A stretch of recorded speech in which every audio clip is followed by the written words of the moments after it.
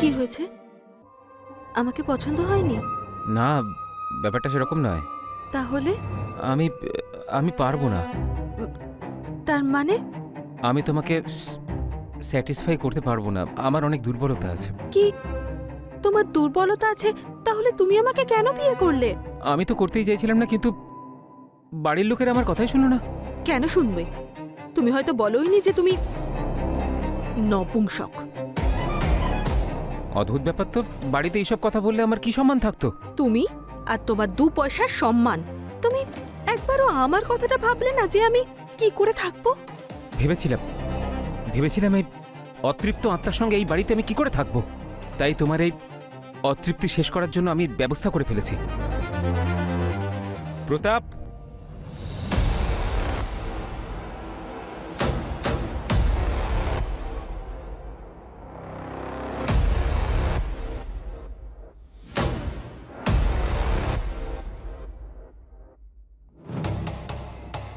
এ হলো আমার বন্ধু প্রতাপ, বিছানার সব থেকে বড় খিলাড়ি। এই খেলায় ওকে আজ পর্যন্ত কেউ হারাতে পারেনি। আজ থেকে তোমার খেয়াল এই রাখবে। Have fun, all the best.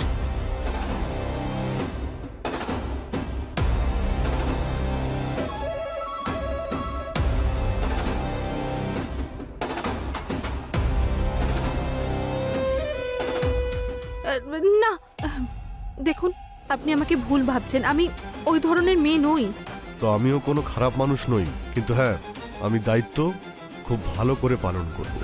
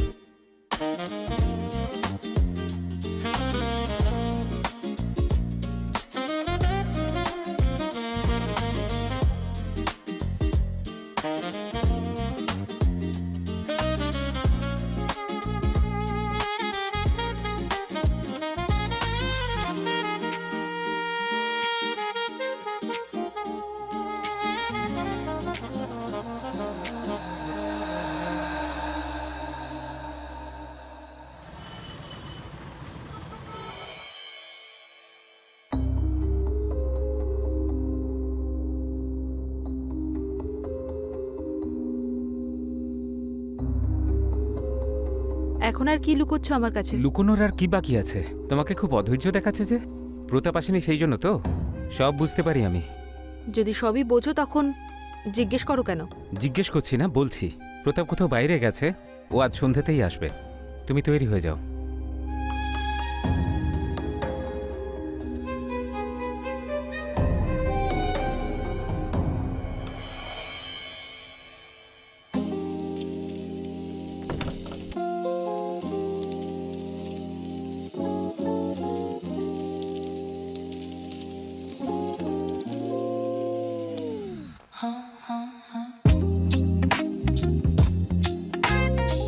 কোথায় চলে গিয়েছিলে তুমি আমাকে ছেড়ে? আজ তুমি তোমার নাম্বারটা আমাকে দিয়ে যাবে। জানো, তোমাকে ছাড়া এক মুহূর্তও কাটানো আমার কাছে কতটা কষ্টকর। চিন্তা করো না, আলাদা হওয়ার সমস্ত মুহূর্তের হিসেব আজ পূর্ণ হবে। নাম্বারও দেব, আর তোমার সমস্ত অভিযোগও দূর করে দেব।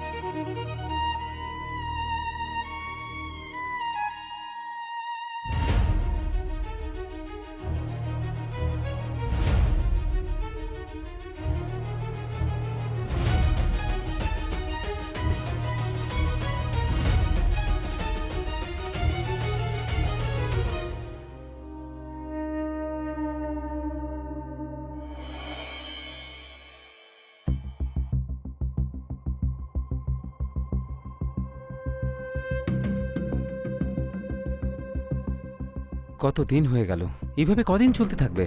আমার বাড়ির লোকজন অথবা আত্মীয় স্বজন অথবা অফিসের লোকজন যদি এটা জানতে পেরে যায়, তাহলে তো আমি কাউকে মুখই দেখাতে পারবো না। আমি দিব্যার সাথে কথা বলি।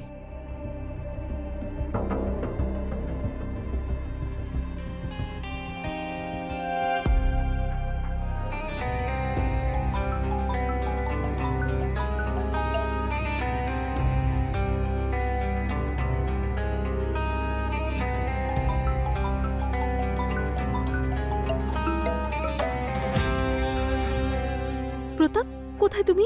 আমি একটু সমস্যায় আছি, তুমি প্লিজ এক্ষুনি বাড়ি এসো, তোমার সঙ্গে কথা আছে। আরে এমন কি হলো আবার? বলো না তুমি কি বলবে। ওফো, আমি আমি তোমাকে ফোনে সব বলতে পারবো না। আরে এমন কি কথা যা তুমি ফোনে বলতে পারবে না? প্রতাপ, আমি আমি প্রেগনেন্ট। প্রেগনেন্ট? হ্যাঁ। আচ্ছা ঠিক আছে, আমি এখন একটু কাজ করছি, রাতে বাড়ি ফিরছি, তারপর কথা বলবো।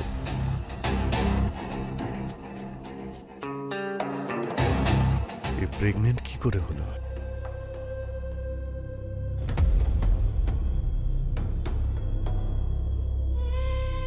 তুমি এত চিন্তিত কেন? ভালোই তো হয়েছে। তাহলে তুমি সব কথা শুনেছো? দেখো দিব্যা, তাড়াহুড়ো করো না, কাউকে তো কিছু বলার দরকারই নেই। এই বাচ্চাটাকে আমরা পালন করব, ও আমাদের দুজনের হবে। প্রতাপকে কেন কল করছো? ওর নিজের জীবন আছে তো। প্রতাপ এই সন্তানের বাবা। তাহলে এখন ওই বাচ্চার বাবা আমি। তো তুমি হঠাৎ পুরুষ হয়ে গেলে? তোমার কি মনে হয় আমি তোমার মতো কাপুরুষের সঙ্গে কতদিন থাকবো? দেখো দিব্যা, সোসাইটিতে আমার কিছু সম্মান আছে। তুমি যদি উল্টোপাল্টা কিছু করো না, আমি কোথাও মুখ দেখাতেই পারবো না। যদি মুখ দেখাতে না পারো তাহলে দড়ি কলসি নিয়ে ডুবে মরো। আমি ভালো মন্দ যা ডিসকাস করার প্রতাপের সঙ্গেই করব, তুমি কিন্তু এর মধ্যে নাক গলাতে আসবে না, বুঝেছো? তুমি যে প্রতাপকে এত ভরসা করছো না, ও কিন্তু বেশি দিন তোমায় সঙ্গ দেবে না। এটা তোমার ভুল ধারণা। আমার কোনো ভুল ধারণা হয়নি, ভুল ধারণা তোমার হয়েছে। কারণ কিছুদিন পরে ও বিয়ে করছে। কি? বিয়ে?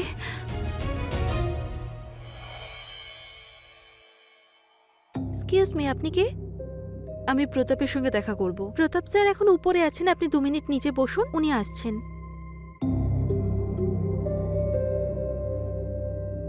এক্সকিউজ মি স্যার, আপনার সঙ্গে কেউ দেখা করতে এসেছেন। সেন্ডার।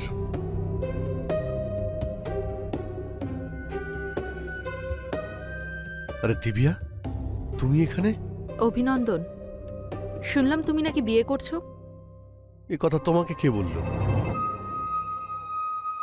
ওই তোমার বন্ধুই। আর তাছাড়া সত্যি তো আর বেশি দিন লুকোনো থাকে না। আরে দিব্যা, বাড়ির লোকেরা বারবার বলছিল বিয়ে করে নে, বিয়ে করে নে। ওদের বারবার কি করে বারণ করতাম? যদি বিয়ে করতেই হয় তাহলে আমাকে করো। তোমাকে? কিন্তু তুমি তো নবীনের স্ত্রী। নবীনের স্ত্রী? ওই কাপুরুষটা স্ত্রী? তুমিই আমাকে বিয়ে করে নাও না, আমি ওকে ডিভোর্স দিয়ে দেব। প্রতাপ, আমি আমি তোমাকে ছাড়া থাকতে পারছি না, প্লিজ। কিন্তু কিন্তু টিন্তু কিছু জানি না। আর এটা ভুলে যেও না, আমার গর্ভে যে সন্তান আছে সে তোমার। এটা কি সত্যি?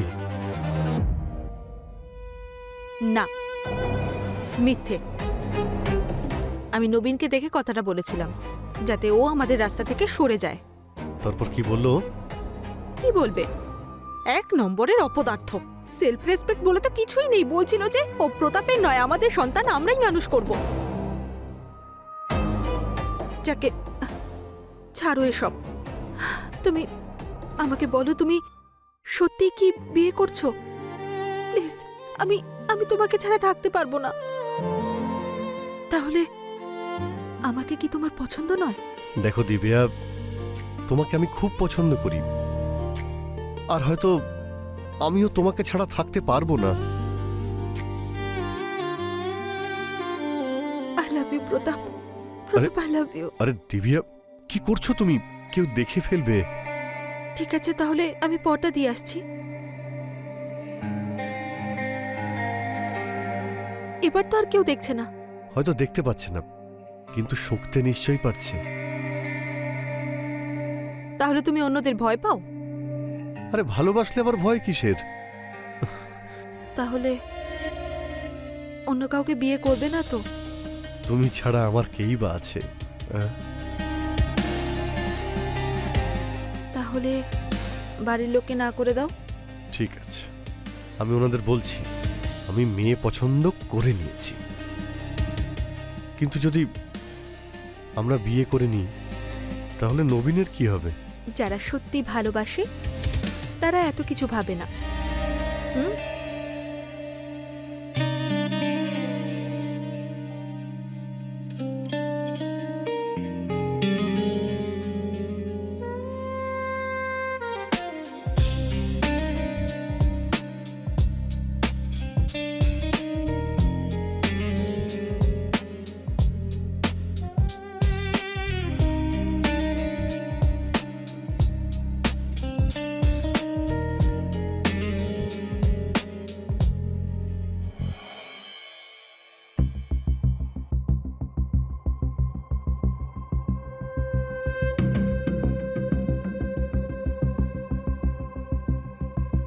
কি হচ্ছে এসব?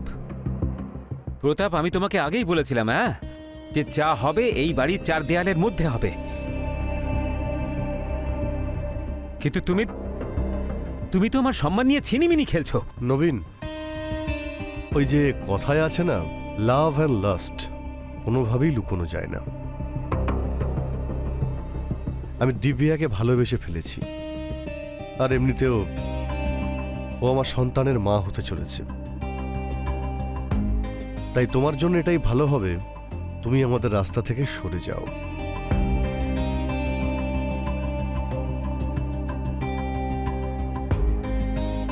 এই হলো ডিভোর্সের পেপারস।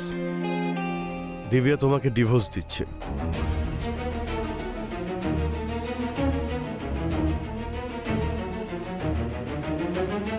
এরকম করো না, আমি তো এমনিতেই মরে যাব তাহলে। আমার পরিবারে এরকম আজ পর্যন্ত কারোর সঙ্গেই হয়নি। লোকে আমাকে নিয়ে ঠাট্টা করবে যে আমি একটা মেয়েকে সামলাতে পারিনি। তোমার সম্মান, তোমার পরিবার আমি কিচ্ছু জানি না। তোমার সঙ্গে থাকতে আমার দম আটকে আসে। সেই জন্য তুমি আমার জীবন থেকে সরে যাও। শুনেছ? চলে যাব, শুধু তোমার থেকে নয়, এই পৃথিবী থেকেই চলে যাব। ভয় পেও না, আমি তোমার থেকে অনেক দূরে চলে যাব। তোমার ডিভোর্স দেওয়ারও কোনো প্রয়োজনই পড়বে না। কি বলছিস কি তুই? তোর মাথা ঠিক আছে? আমার মাথা একদম ঠিকঠাক আছে।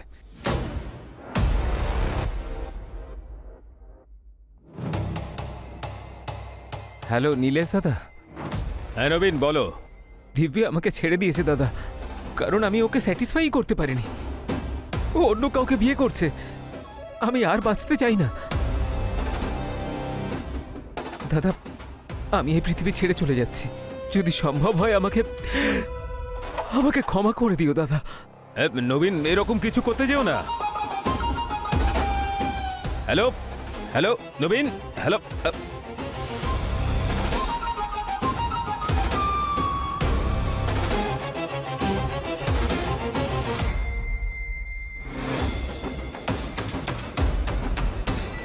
আরে কিছু করে না ফেলে। চলো নবীন, নবীন, নবীন, নবীন, আরে পাগল হয়ে গেছো নাকি? দরজা খোলো। উল্টো পাল্টা কিছু করো না তুমি। নবীন প্লিজ দরজা খোলো। খুলছে না তো দরজা। আরে ওকে আটকাতেই হবে, না হলে আমরা দুজনে ফেঁসে যাব। নবীন, নবীন, নবীন দেখো, আমি তোমাকে ডিভোর্স দেব না, কিন্তু প্লিজ দরজাটা খোলো। নবীন দরজা খোলো। দরজা খোলো। আমার এই পৃথিবীতে আর কাউকেই ভরসা হয় না। খুশি থাকো, আমি চললাম, বাই।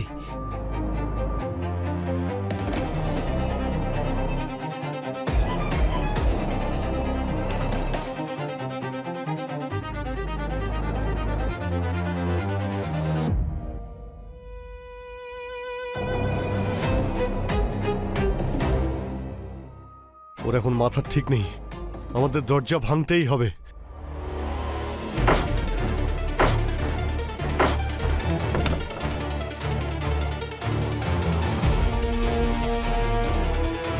নবীন,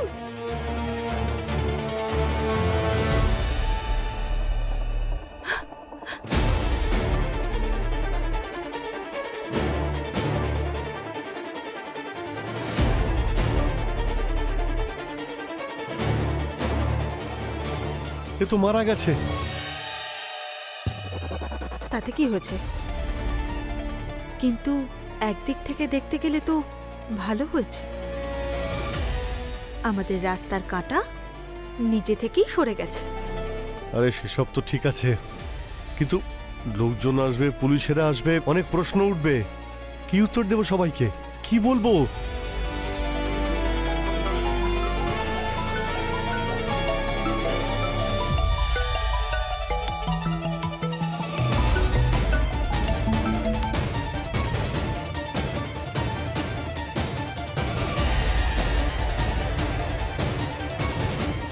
এ নবীনের দাদা, এ এক বড় সমস্যা। ও যতটা রাগী তার চেয়েও বেশিও ভয়ঙ্কর। ওকে কি করে বোঝাবো? বলে দেব যে মিথ্যে মিথ্যে সন্দেহ করত। তুমি চিন্তা করো না, আমি এমন অ্যাক্টিং করব যে উনি সবই বিশ্বাস করবেন। সবকিছু ম্যানেজ হয়ে যাবে, ডোন্ট ওয়ারি। আর তাছাড়া যতক্ষণ কারোর প্রাণ না চলে যায়, কেউ মরে না যায়, ততক্ষণ ভালোবাসায় মজা কোথায়? দিব্যা, আমাদের সামনে এখানে ডেড বডি পড়ে আছে আর তুমি এখন রোম্যান্সের কথা বলছো? পুলিশকে ইনফর্ম করে দিলে ওরা লাশ নিয়ে যাবে। কিন্তু কিন্তু এই ধরনের বিভৎস ভয়ঙ্কর রাতে রোম্যান্স করার সুযোগ আর কখনো আসবে না।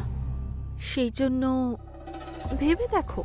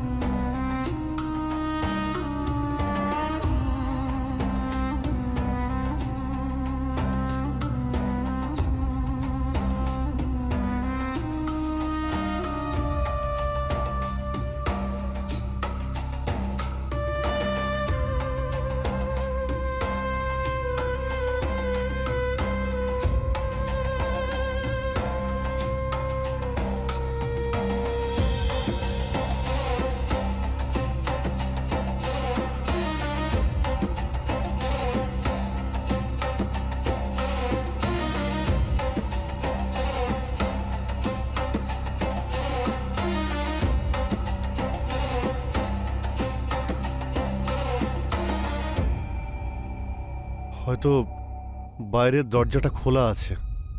কি? যখন আমরা ওর পিছনে দৌড়ে আসি, তাড়াহুড়োতে আমরা দরজাটা খুলেই এসেছি। হ্যাঁ, ভুল হয়ে গেছে। যাও না, দরজাটা বন্ধ করে দিয়ে এসো। হ্যাঁ, আমি করছি। এবার আর দরজা বন্ধ করলে কিচ্ছু হবে না।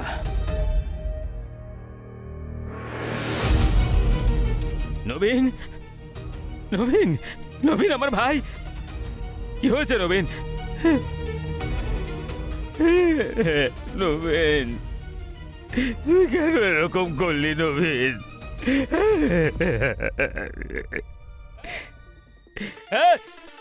দাঁড়া, এটা সুইসাইড নয়, মার্ডার। তোরা দুজনেই মেরেছিস আমার ভাইকে। আমরা আমরা কিচ্ছু কিছুই করিনি। করিনি, কিছুই করিনি আমরা। চল ক্ষমা চা, ক্ষমা চা, ক্ষমা চা এক্ষুনি।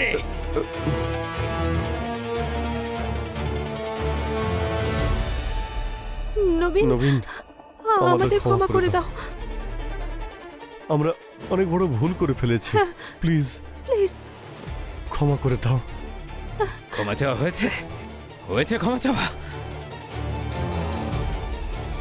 তার মানে তোরা নিজেদের ভুল স্বীকার করে নিচ্ছিস।